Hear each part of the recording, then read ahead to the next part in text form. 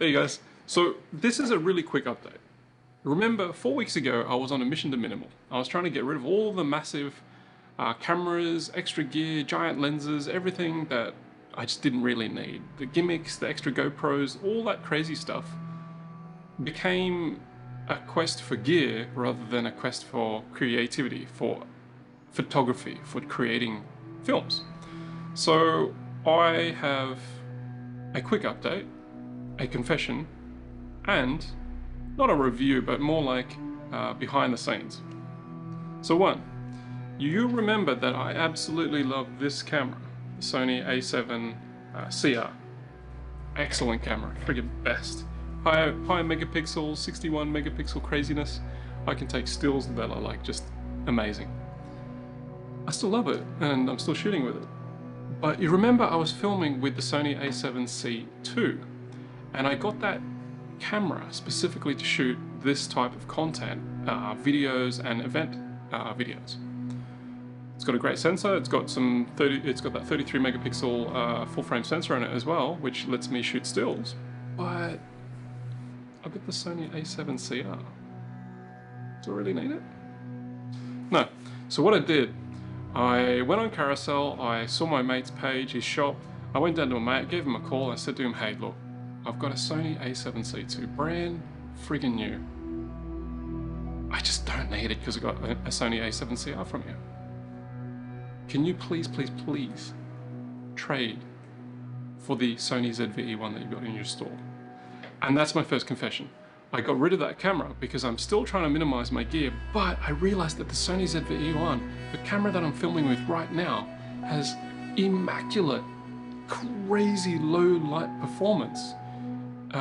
It just shoots such clean video, and it has features that the FX3, FX30, a lot of these cinema cameras, the Sony A7S3 just don't have. It's got this inbuilt little stereo mic as well too, which is cool. It's got the AI processing chip for that eye tracking focus amazingness.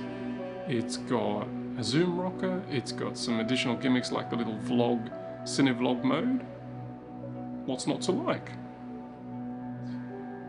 So, luckily my mate said, with a lot of negotiation, okay, let's do it. Let's trade that. You give me your Sony, I'll give you mine. And here I am, a proud owner of the Sony ZV-E1. And I have to say, 3 weeks into this journey, this is bloody good camera.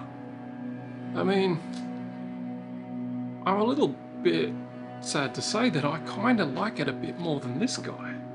And you know how much I like the Sony A7Cr.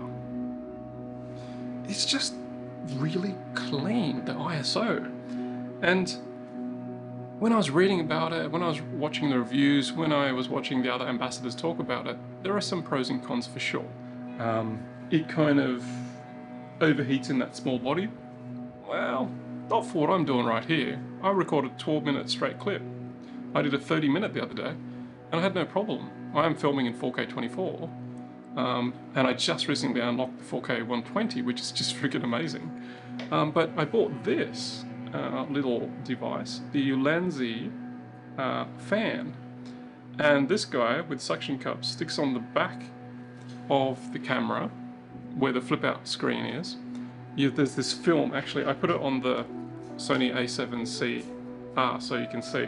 You see this film here, so you stick this straight on the back here and then there, and you turn it on and then the fan starts kicking in and it keeps your body cool. I put it on this camera as well, but it's mainly for use on this ZV-E1 because it does get hot, and I understand there's a lot of technology in these little cameras, and the bodies aren't the best for releasing that heat. So, you know, small price to pay, and so far not an issue for me.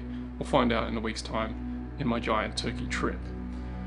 The other good thing about the high ISO performance of this camera is that I don't have to worry about shooting at f4 and getting noisy, crazy photos. Remember, Fuji converted me and taught me the ways of shooting JPEG.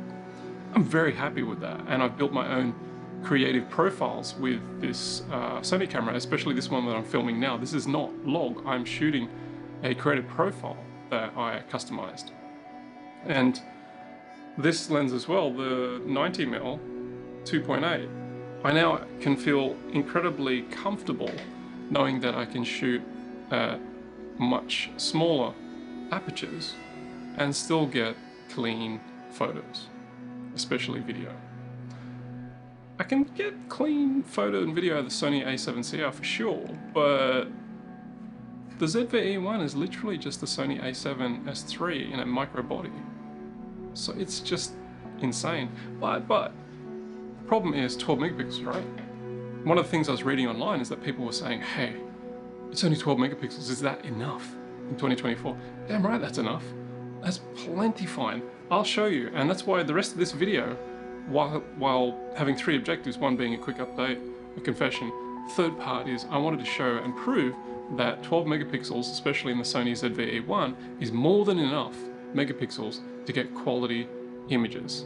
And especially when you think of the use, these are going on social, they're going on websites, they're being reproduced as content.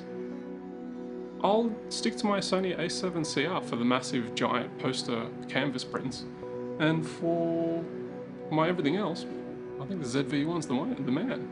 I'm going to be using it. So yeah, the end of this video is just a gallery to show you what can be done with this camera.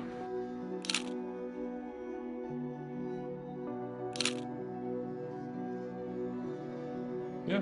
Oh, and the other thing is, I wanted to say thank you very much for all the comments, likes and follows. I have no sponsorship.